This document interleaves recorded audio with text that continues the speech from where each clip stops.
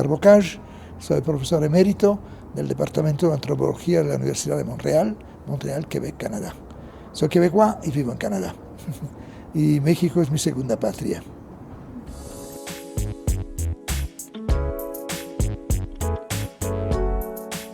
Sí, pues digamos en los años 60 hice mi maestría y mi doctorado en Honduras con el pueblo garífuna de allá.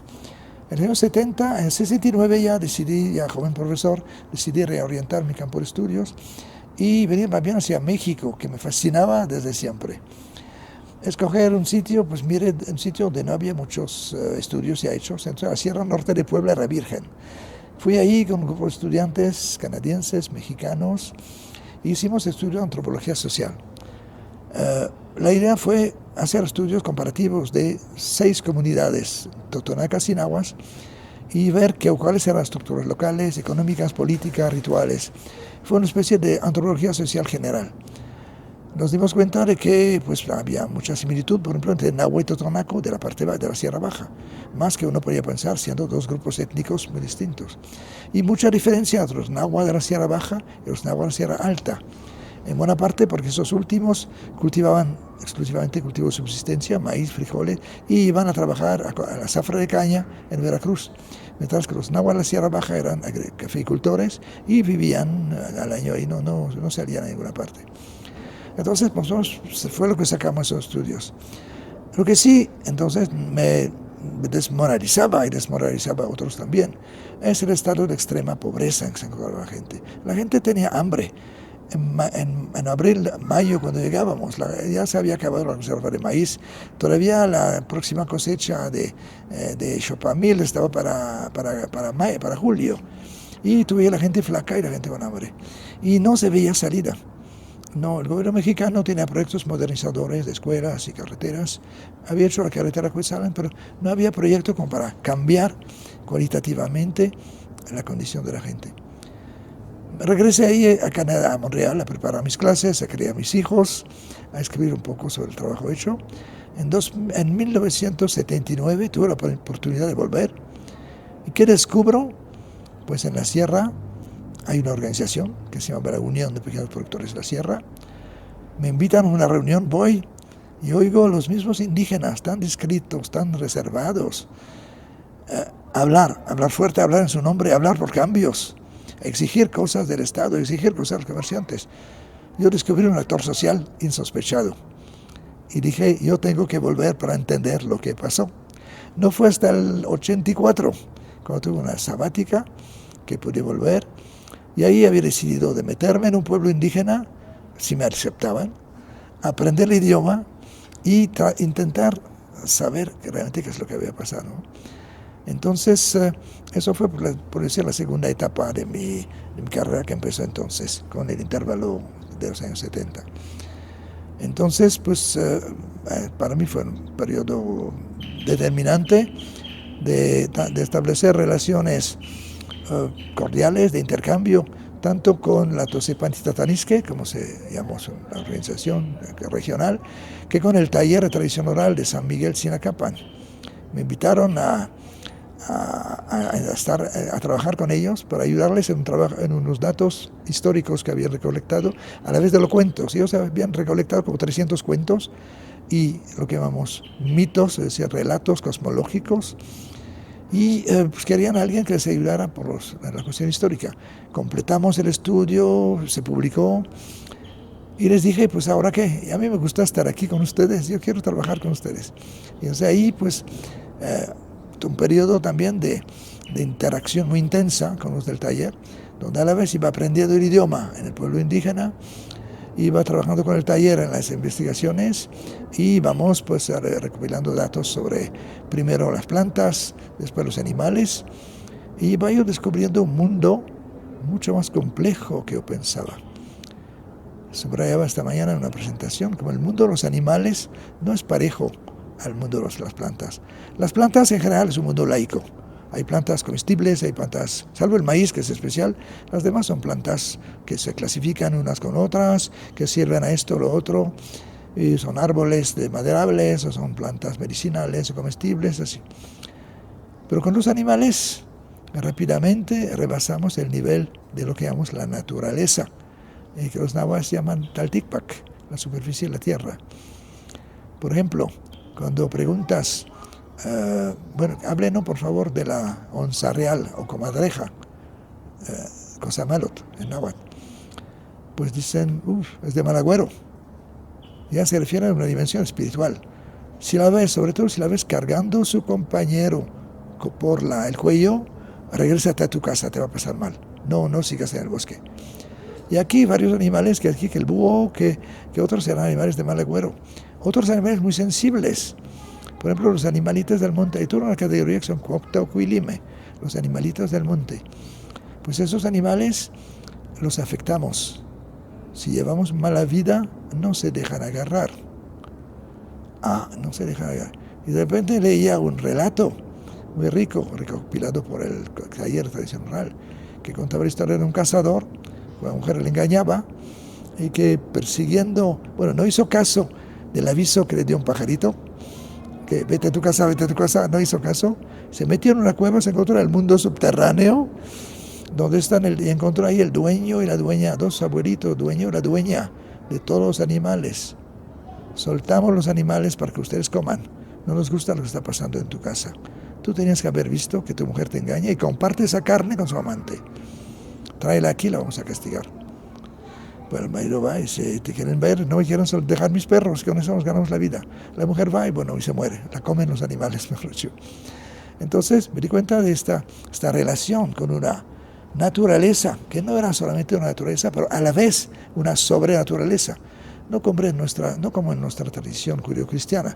Lo sobrenatural, Dios, los ángeles, lo natural, los animales, no. Es una naturaleza que se funde con lo sobrenatural. Cada vez que uno se aparta del pueblo, donde está la iglesia, la tienda, la vida social, uno se mete en la milpa todavía es parte del espacio natural, aunque la cuida la boa, y cuídate de la boa. Bien, pero cuando vas al monte, ya entras progresivamente en un mundo sobrenatural en el que aparecen unos seres que son los guardianes del bosque, que pueden ser, ahí está el guardián del cerro, el temible Tepeyolot, el corazón del cerro, que no quiere que se derriba el cerro para hacer caminos ni minas, que de repente provoca terribles derrumbes mortales.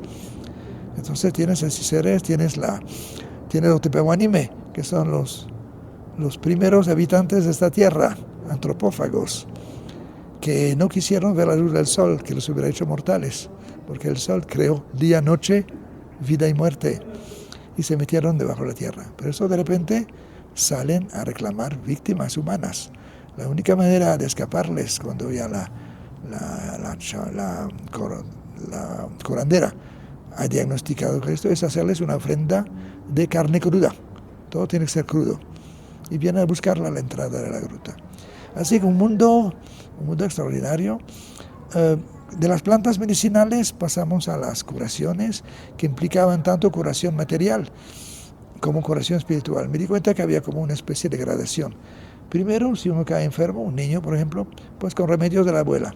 Si no se curan, pues se va, tal vez a la clínica si hay.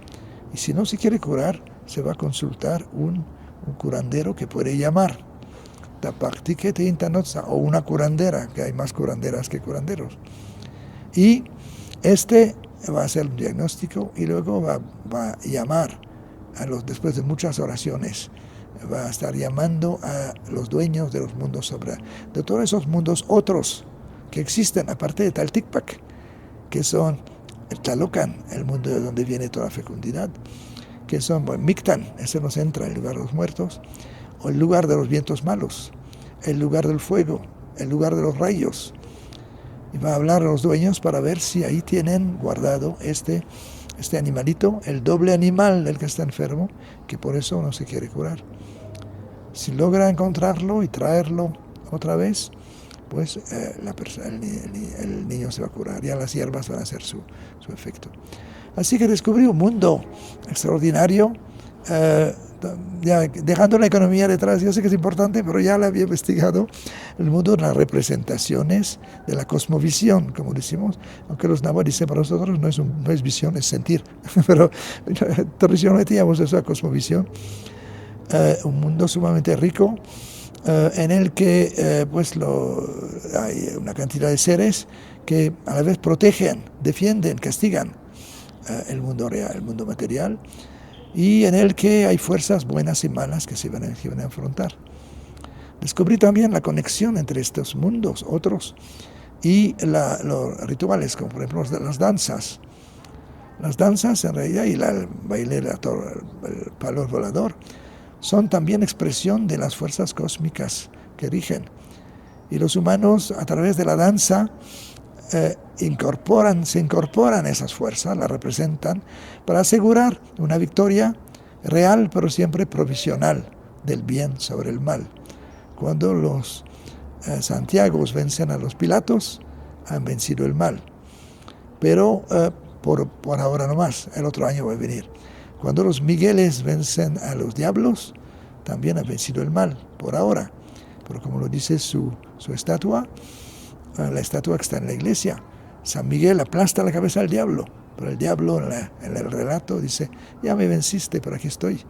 Y a mí también la gente me va a poner mi vela, ¿no? Yo estoy más cerca de ellos, cerca del suelo. Así que este mundo absolutamente fantástico me sedujo, me fascinó, y todavía.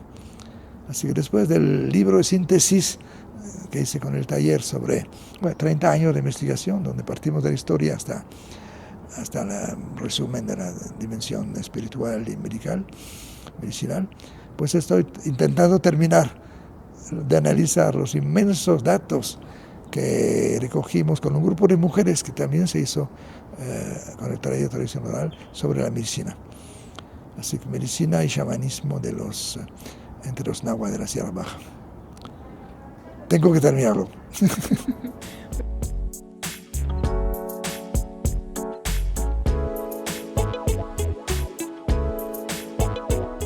Creo que sobre todo hay que ver los cambios que han habido. La sociedad mexicana ha cambiado, la sociedad indígena, las sociedades indígenas han cambiado, nuestra perspectiva tiene que cambiar también. La antropología se dedicó esencialmente, se puso al servicio del Estado mexicano revolucionario para ayudarle a desindianizar, como decía, a asimilar culturalmente a los indígenas. De ahí venían pues los maestros indigenistas, estaban los internados indigenistas para formarlos, y el antropólogo estudiaba las culturas para presentarlas al gobierno, para que entiendan lo que pasa en los pueblos. En este papel es interesante ver que las iglesias protestantes hacían lo mismo. Moisés Sáenz, que les había traído, vendió el proyecto a Cárdenas diciendo, ellos van a hacer vocabularios y gramáticas de idiomas indígenas, les va a facilitar la asimilación. Así que el antropólogo se encontraba haciendo más o menos el mismo trabajo que el Instituto Lingüístico de Verano en relación con el Estado. Ahora llegan los años 70. México entra en un periodo de efervescencia, el viejo modelo mexicano no funciona, el maíz incrementa su precio y pues la gente busca otras salidas, ¿no? La antropología estuvo buscándose también ese periodo. Hubo un periodo en que, pues aquí por la presencia de muchos grupos que favorecían un cambio radical, muchos antropólogos se hicieron radicales también. Yo hice una antropología radical de la sierra a principios de los años 70 también, muy influenciada por el marxismo. Pensábamos que la suerte de los indígenas cambiaría, o les cambiaríamos su suerte cuando había una revolución en México. Yo no lo hacía, era canadiense, pero mis amigos querían hacer un cambio radical. Después, pues, no salió así. Y pues ya vino el periodo del petróleo, ya vino el neoliberalismo, sobre lo que se instaló, hasta el régimen actual, que no se sabe muy bien, no sé muy bien de qué lado va a estar. Pero entonces, ahora lo que surgió en ese periodo fueron los pueblos indígenas. Surgieron como actores independientes, ya no como miembros de organizaciones revolucionarias, sino como entes que se decían, ¿dónde vamos, dónde queremos ir? Y también pues, formaron su propia dirigencia, establecieron sus nexos con otros grupos indígenas del mundo, y empezaron a elaborar planes para su futuro. Claro que los años 90 con Rigoberta Menchú, el año de la contestación del año del encuentro de los pueblos que organizaban los gobiernos en el 92, tuvo su papel, ¿no? Y los pueblos indígenas como actores independientes se dotaron de organizaciones, definieron programas, los adaptan y los cambian también. Y frente a esto, pues yo creo que el antropólogo ya no es el que no tiene que ser el que trae informes al gobierno como asimilarlos, ya no quieren ser asimilados y no aceptan eso. No aceptan tampoco una antropología, una etnografía puramente académica. Yo he descrito en todos los detalles tal ritual, tal vez si lo ponemos en una estantería de la biblioteca para quien lo quiera consultar. Como me dijeron una vez en San Miguel Sinacapan, los jóvenes del taller de tradición oral, queremos hacer nosotros los libros, queremos hacer nosotros los estudios. Yo dije, si quieren vamos a colaborar a ello. La antropología tiene una larga historia, muy buenas técnicas de investigación, tiene marcos de interpretación que no están tan mal, que pueden servirle a ustedes. Y yo creo que estamos en un periodo de diálogo entre el antropólogo y las organizaciones indígenas, en el que las organizaciones fijan sus metas y el antropólogo, en la medida en que los comparte y puede contribuir a ello, pues les proporciona herramientas científicas para ello. Un periodo de capacitación, formación y colaboración. Así es como veo la cosa.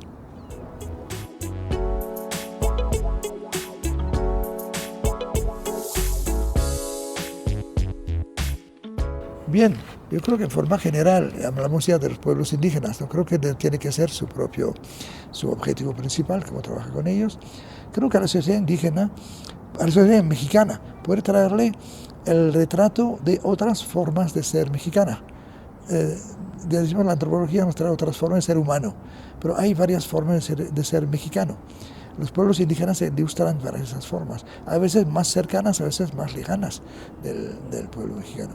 Así que yo creo que lo que va a traer va a ser una apertura a estas nuevas maneras de ser, nueva o antigua, es decir, una apertura nueva a esas otras maneras de ser que son muy antiguas, una mejor comprensión, una visión de digamos, de sociedades, de pueblos que tienen un aporte que hacer, no solamente un aporte intelectual, no solamente un aporte intelectual, un aporte material también por la producción que hacen. Y así que el antropólogo puede servir, frente a la sociedad mexicana, puede ser un enlace con los pueblos indígenas.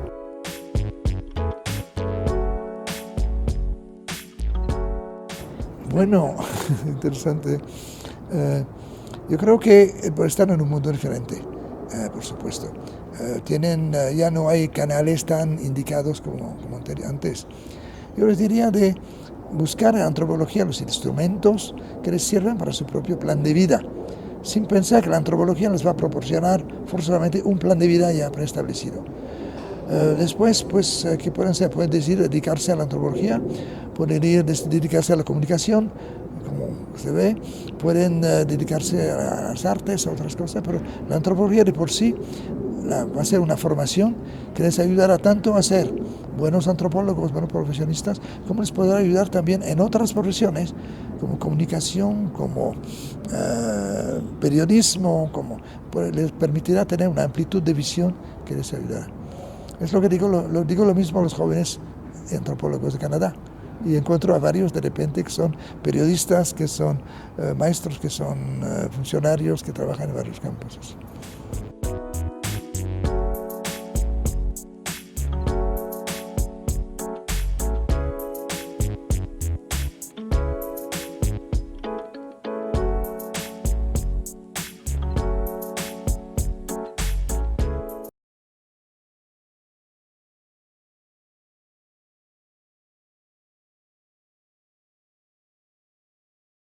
Gobierno de México.